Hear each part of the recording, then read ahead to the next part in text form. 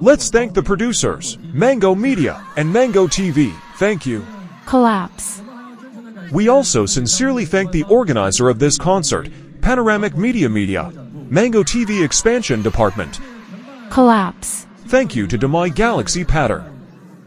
Collapse. We also want to thank the Hangzhou Public Security Bureau and the Provincial Cultural Department. Thank you. We also thank Taobao 88 VIP and Mango TV members for their strong support. Collapse. Activate Mango TV membership. Everyone please hurry up and claim it. Collapse. Thank you for the exclusive social media platform Weibo. Collapse. Everyone's hearts will always be with him. At the Mango TV concert at the end of October, whenever the host mentioned Mango Media, the audience shouted, "Collapse!" making the artists very embarrassed. Meanwhile, Yu Menglong's global petition had exceeded 700,000 signatures by November 24th. This situation has truly alarmed the Chinese entertainment industry. The CCP lost its temper too. Starting November 21st, Weibo, a Chinese social media platform, underwent a large-scale, indiscriminate account banning. Some Chinese netizens reported that, in addition to the eliminations of accounts that had consistently spoken out for Yu Menglong, Douyin, Xiaohongshu, and Weibo were all banned or had their traffic restricted. New accounts they registered were blocked within a minute. Yu Menglong's Weibo account has had Yu's videos cleared, the comment section completely closed, and the pinned image deleted. According to actual testing, clicking into the comment section immediately displays selected comments, and forwarding is also restricted, showing forwarding is hidden by the platform. What's even more insidious? Now, if Chinese citizens insist on commenting on related topics, the system will pop up a request for legal name verification, even requiring to fill in their ID card number. Netizens analyze that this is a form of entrapment enforcement. Once you enter your ID card, you will be immediately locked down and then possibly taken to the police station. All of this is because the Yu Menglong case touches upon the deepest, darkest secrets of the CCP.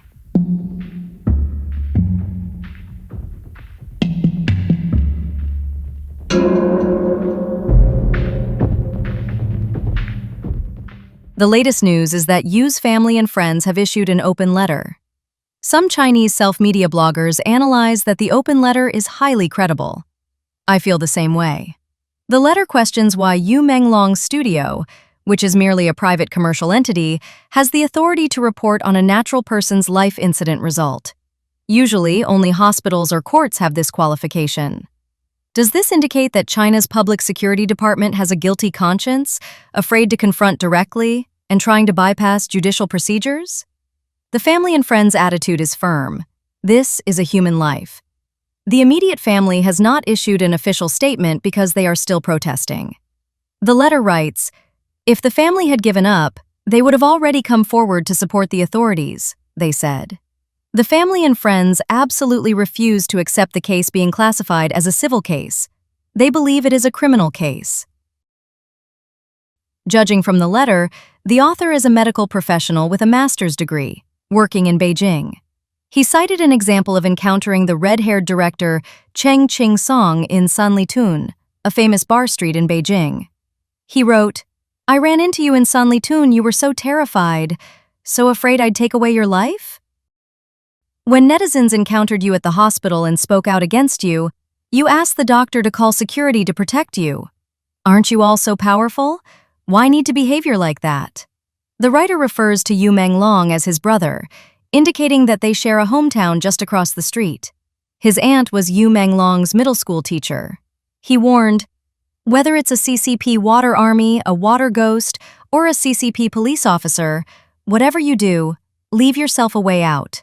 Think about yourself and your family, be more cautious, and don't sell your conscience and soul for a little bit of profit." Yu's English was exceptionally good, but his science was a bit weaker. Sometimes when I call him to my office to point out the shortcomings in his homework, he always smiles. You just can't say something harsh to him. He was always so gentle, not mischievous at all. The teacher interviewed might be the letter writer's aunt. This aunt had a past experience of speaking out for stray cats and dogs and being summoned by the police. I think I'll be paying attention to this for the rest of my life. I usually read books and rarely use WeChat or post on Moments. Starting a few days ago, I set myself a task.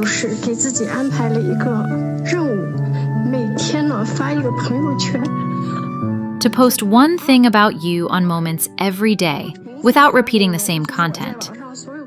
I save everything I see online, little by little, and post something different each day. It's not about getting likes, but about keeping people to see him. Being questioned by the police isn't as scary as it seems.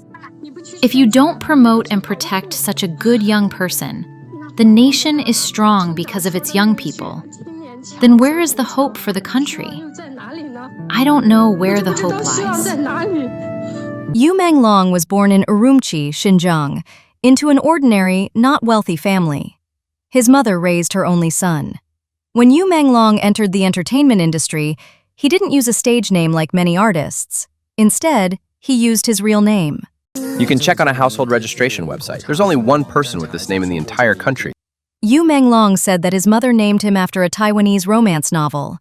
Moon fascinating, birds sweet.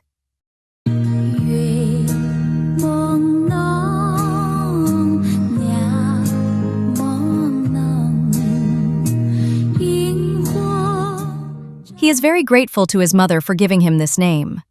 As early as September 17th, a letter of grievance allegedly from Yu Menglong's mother circulated online, bearing a bloody handprint. The mother mentioned that she possesses crucial footage before and after her son's incident, along with testimonies from informed individuals, which she believes is sufficient evidence to prove, "My son's death was not an accident, but a deliberate act of harm." She wrote that she has sought help countless times since the incident, but the perpetrator has yet to be punished, and she will not give up. Several similar cases of celebrities passing away under suspicious circumstances have occurred in the Chinese entertainment industry before. Some parents, like Qiao Renliang's, have publicly supported the government's version of events. This is understandable given the immense pressure. Some parents who initially vowed to investigate the perpetrator later all disappeared from this world. In Communist China, speaking out or pursuing the truth requires immense courage. In October, Qi Li, the head of a company, Beijing Media Headquarters Base, repeatedly spoke out in support of Yu Menglong. She received messages from industry insiders demanding she remain silent. After Qi repeatedly stated that she would continue to speak on Yu's behalf, the other party became vicious and wrote, "Don't worry, I will definitely make you unable to live.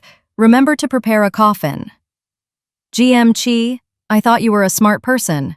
Our general manager Li and chairman of the board Li have also warned you.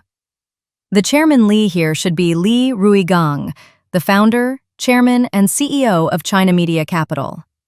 In previous episode, we introduced that Mr. Li had interest cluster relationships with several high-ranking CCP officials' families.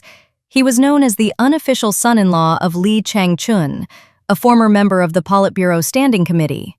CMC, China Media Capital, controlled by Mr. Li, acquired controlling stakes in 3 channels under Star TV Australia and Star TV's Chinese Film Library, forming Star TV China Media. Public information shows that the shareholding ratio was 53 to 47. On September 20, 2015, Warner Brothers and CMC jointly announced a joint investment to create Flagship Films, with CMC holding 51% and Warner Brothers holding 49%.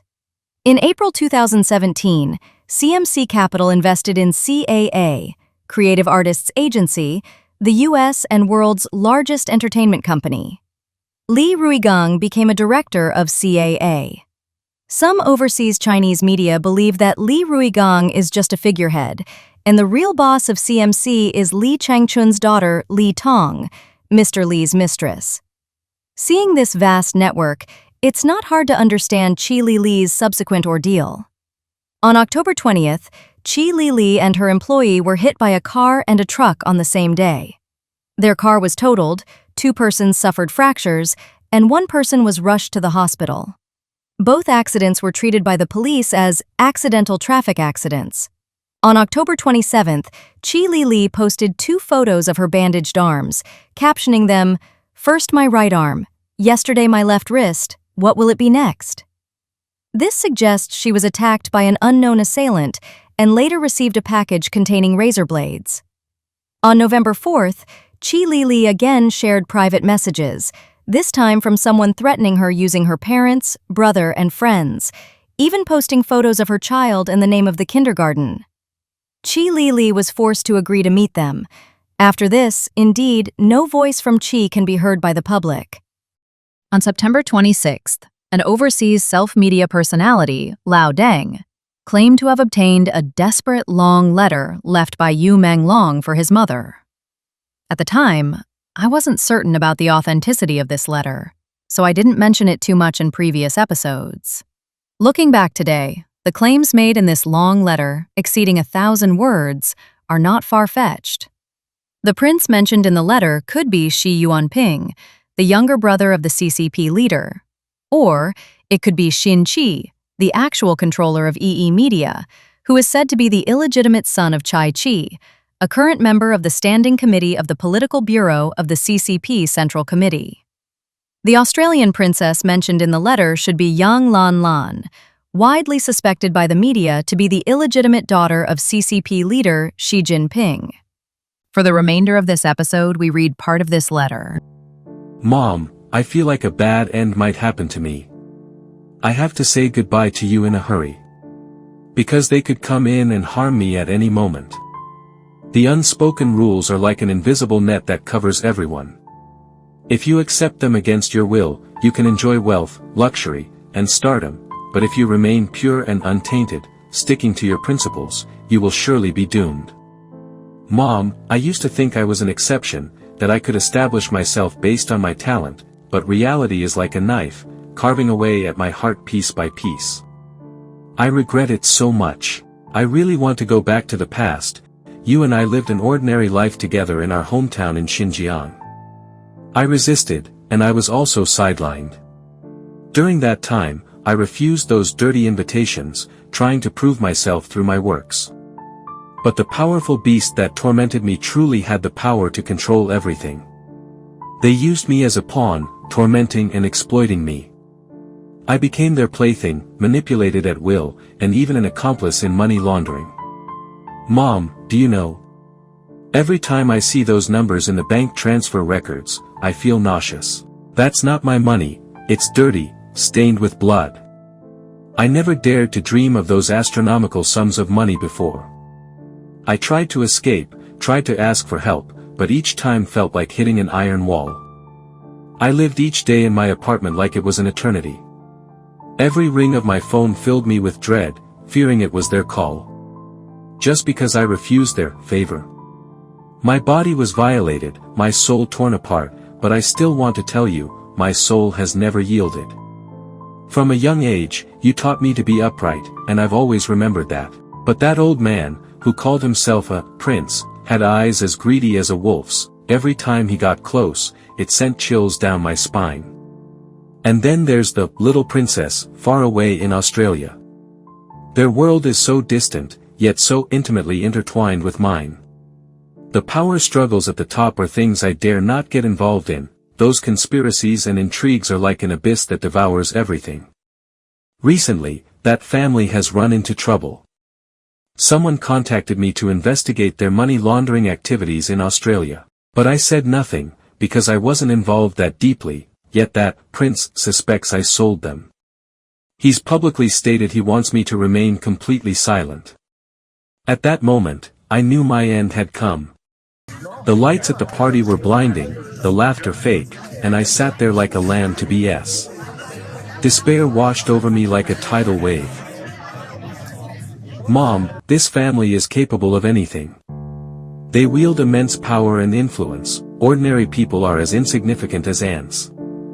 If I unfortunately pass away today, please don't seek justice for me, because this country belongs to them. Those government offices, those media outlets, are all under their control. Seeking justice will only put you in greater danger.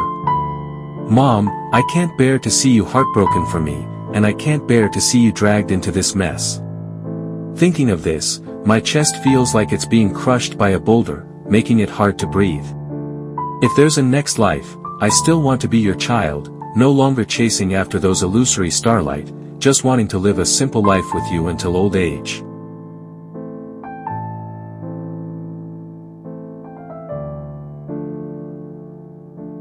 But now it's all too late. The night grows deeper, and I can almost hear their footsteps outside the door. I have to turn off my phone. Goodbye, Mom.